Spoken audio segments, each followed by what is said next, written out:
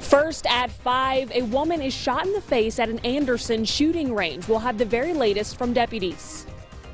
And I'm tracking a few showers and then a big warm-up coming our way in the forecast. Year-end travel season is in full swing. We tell you what you can expect to see on the roads in the days ahead. Now from the news station, this is 7 News Live at 5. Welcome to 7 News Live at 5, and thanks for joining us tonight. Shot in the face at an Anderson shooting range. That's what happened to a woman just hours ago at the Skip J shooting range. Tonight she is at the hospital, and our Christine Brown is at that shooting range to break down exactly what happened. Christine.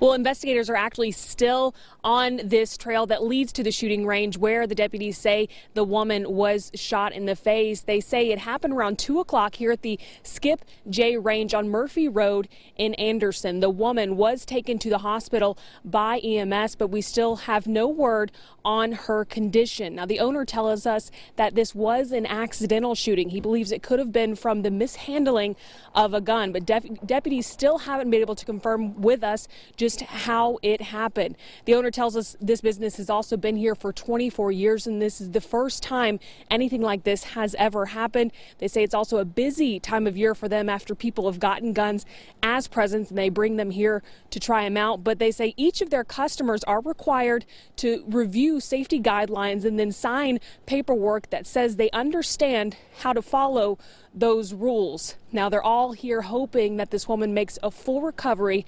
Deputies say this entire incident is still under investigation, and they plan on bringing us more information later on tonight. We're live at Anderson. I'm Christine Brown, 7 News.